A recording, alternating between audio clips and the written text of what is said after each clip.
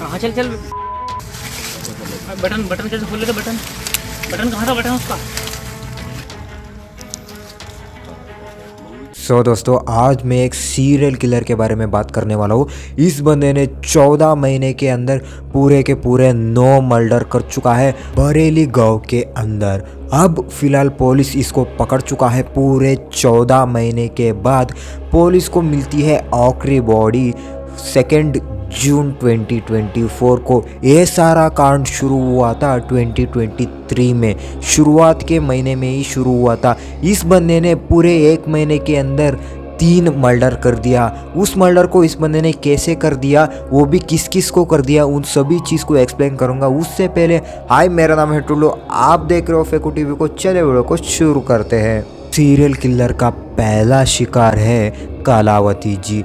उनका मौत गले घोट कर दिया जाता है, वो भी गन्ने के खेतों के अंदर।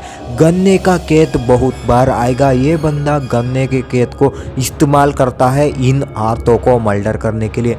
इनका शिकार बनते हैं औरतें, लड़कियां भी नहीं है, औरतें, वो भी 45 साल के ऊपर औरतों को ये टारगेट बनाता है। ये सीरियल किलर इन औरतों को ही क्यों मारता है? क्या कलावती जी इसका दुश्मन थी? ऐसा नहीं है। ये क्यों इन औरतों को मर्डर कर रहा था? पुलिस को इसका राज मिलता है इस बंदे को पकड़ने के बाद। उससे पहले इसी महीने के अंदर वो बंदा एक और मर्डर कर देता है 50 साल की धनवती जी को, वो भी गन्ने के खेत के अंदर। उन्हीं की साड़ी या दुपट्टे से गला घोट कर उनको मार देता है।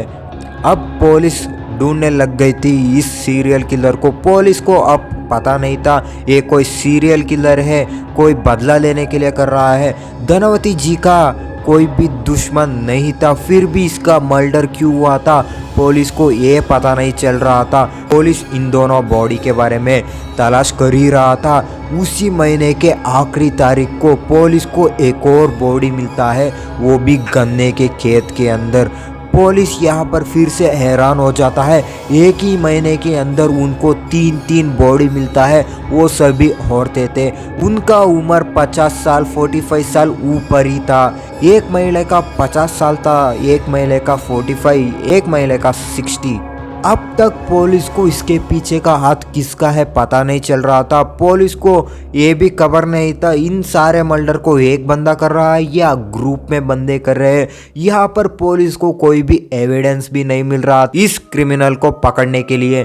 यहाँ पर इस बॉडी का भी कोई भी दुश्मन नहीं था, फिर भी इस किसी बंदे ने मार दिया।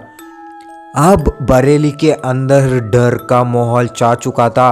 अब गांव के अंदर सारे बंदे बाहर जाने के लिए डर रहे थे, घर से बाहर पैर रखने में 2 बार सोच रहे थे, क्योंकि गांव के अंदर 3 मर्डर हो चुके थे। अब तक किलर का पता नहीं चल चुका था, इसी वजह से सारे बंदे डर रहे थे। 2 महीने तक एक भी मर्डर नहीं होता है। उसके बाद सारे गांव वाले सोच लेते हैं अब मर्डर हमारे गांव से चला जा चुका है, अब हम लोग आज़ादी से घूम सकते हैं। ऐसा सोचकर बाहर जाते हैं। एक और मर्डर हो जाता है दोस्तों। 30 जून 2023 को गन्ने के खेत के पास में 55 ईयर ओल्ड प्रेमवती जी का बॉडी मिलता है पुलिस को। इस बार उसके गले में उसके साड़ी के पल्लू को उसके गले के लेफ्ट साइड पर गंट मारकर उसको मार दिया जाता है। अब पुलिस को इस किलर का पैटर्न समझ आने लगा था, फिर भी पुलिस को यहाँ पर कोई भी एविडेंस नहीं मिलता है उस किलर को पकड़ने के लिए। ये किलर हर एक महिला का गला घोट कर मार रहा था, उनका इस साड़ी या दुपट्टे से नहीं तो हाथ से। कलावती जी का गला घोट कर मार दिया जाता है और प्रेमवती जी का भी गला घोट कर मार दिया जाता है। अब समय हो चुका था 4th बॉडी का। ये शव मिलता है इनको कजूरिया गांव के अंदर। कुसुमा जी का हत्या कर दिया जाता है, वो भी गन्ने के खेत के अंदर, वो भी गला घोट कर उनके साड़ी या दुपट्टे से। अब पुलिस को धीरे धीरे इस सीरियल किलर का पैटर्न समझ आने लग गया था। पुलिस यहाँ पर 3 बंदों को पकड़ भी लेता है, इसी उम्मीद में ये तीनों बंदे ही इन चारों औरतों को मर्डर करने वाले हैं। अब पुलिस इन तीनों को पकड़ने के बाद ये तीनों ही सीरियल किलर है समझ बैठी थी। तभी गांव के अंदर एक और मर्डर होता है। अब मर्डर होता है जौलापुर के अंदर। उस विक्टिम का नाम है वीरावती जी। इनका भी हत्या कर दिया जाता है गन्ने के खेत के अंदर। इनका भी गला घोट कर मार दिया जाता है। ये साइको या सीरियल किलर कुछ भी मान लो, ये बंदा उनका गला घोट कर वो भी गन्ने के खेत के अंदर लेकर जाकर मार रहा था। अब भी पुलिस को कोई भी एविडेंस नहीं मिला था इस क्रिमिनल के बारे में। ये तीनों बंदे को अब रिहा कर दिया जाता है। ये तीनों मासूम बंदे थे। पुलिस इनको पकड़ कर लेकर गया था। अब पुलिस को पता चल जाता है इसके पीछे कोई एक ही बंदे का हाथ होगा। उसके बाद 31 अक्टूबर 2023 को एक और मर्डर कर देता है। उसके 20 दिन के बाद नवंबर 20 को 2023 को एक और मर्डर कर देता है। उसके 6 दिन के बाद एक और मर्डर कर देता है। देखो गैप देखो, 31 को एक मर्डर करता है, उसके 20 दिन के बाद एक और मर्डर कर देता है, उसके 6 दिन के बाद एक और मर्डर। लगभग 1 महीने के अंदर 3 किल यहाँ पर हो चुका है। अब तक पुलिस इसको पकड़ने के लिए जी जान मेहनत कर रहा था। पुलिस यहाँ पर एक स्केच भी बाहर निकलता है, 3 स्केच बाहर निकलता है। इनमें से एक फेक स्केच था, उसका राज मैं आगे बताता हूँ। अब पुलिस पूरे गांव के अंदर इस बंदे को सीरियल किलर भी डिक्लेयर कर दिया था। पुलिस ने इस बंदे को पूरे गांव के अंदर ढूंढता है। उसके बाद 1500 सीसीटीवी फुटेज को चेक करता है। उसके बाद 600 न्यू सीसीटीवी फुटेज को लगवाता है गांव के अंदर। फिर भी पुलिस को यहाँ पर इस क्रिमिनल के बारे में कुछ भी खबर नहीं मिलता। पुलिस अब तक जांच कर रहे थे इस सीरियल किलर के बारे में। पुलिस को अब कुछ भी पता नहीं चला था। अब बारी आती है 9th बॉडी मिलने का। अब तक 8 मर्डर कर चुका था। नवंबर 26 को 8 मर्डर हो चुका था।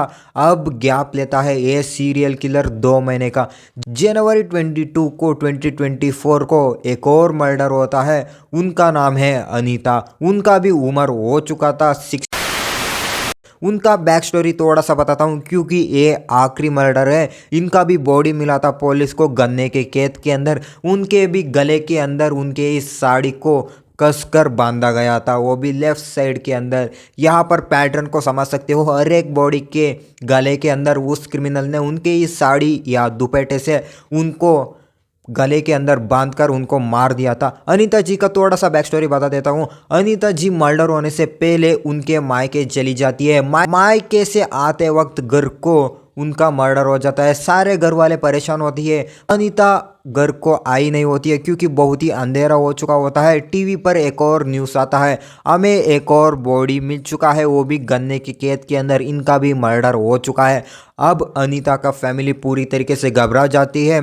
उसके बाद वो सोचने लगती है ये मर्डर हुई औरत हमारे ना हो। ऐसे सोचकर उनके परिवार वाले पुलिस के पास जाते हैं। वहाँ पर पूछताछ करते हैं। वहाँ पर उनको सुनने के लिए मिलता है बैड न्यूज़। पुलिस वाले बताते हैं उनको कुछ डॉक्यूमेंट्स उनके पास जो भी मिलता है ना उनको दिखाते हैं। अनीता के परिवार को पता चल जाता है हमारे औरत का अब मर्डर हो चुका है। अब सारे परिवार वाले दुख मना रहे होते हैं। इसको क्रिमिनल के बारे में कुछ भी क्लू भी नहीं मिला है। 9th मर्डर होने के बाद कुछ दिन के बाद पुलिस को एक अनजान नंबर से कॉल आता है। एक वॉचमैन फ़ोन करता है। एक वॉचमैन फ़ोन कर बोलता है आप जो ढूंढ रहे हो ना वो क्रिमिनल मुझे मिल चुका है, यहाँ पर है, उसे आकर पकड़ लीजिए। मुझे एक और सवाल उठ रहा है, इस वॉचमैन को कैसे पता चला वही ये सीरियल किलर?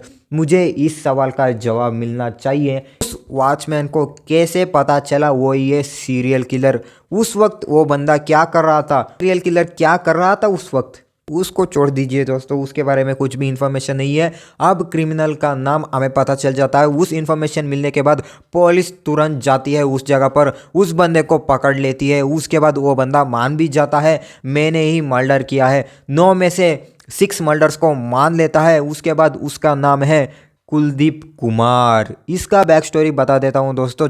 आइए जान लेते हैं कुलदीप कुमार का बैक स्टोरी। इनको 2 सिस्टर थे और 2 मदर थे, एक ही फादर थे। इनका फादर का नाम है बापूराम। फादर ने एक और शादी कर रहे थे। उसके बाद पहली वाली को दिक्कत आने वाला था, आ भी चुका था। दूसरी वाली ने उकसा कर पहली वाली को बहुत ही पहले वाली को मारने के लिए बापूराम को उकसाकर उनको मारती थी। घर में बहुत सारा झगड़ा हो रहा था। उसी बीच में एक कुलदीप कुमार बड़ा होता है। ये थोड़ा सा दिमाग से पैदल था। इसका शादी भी करवा दिया जाता है बहुत ही मुश्किल से 2014 में।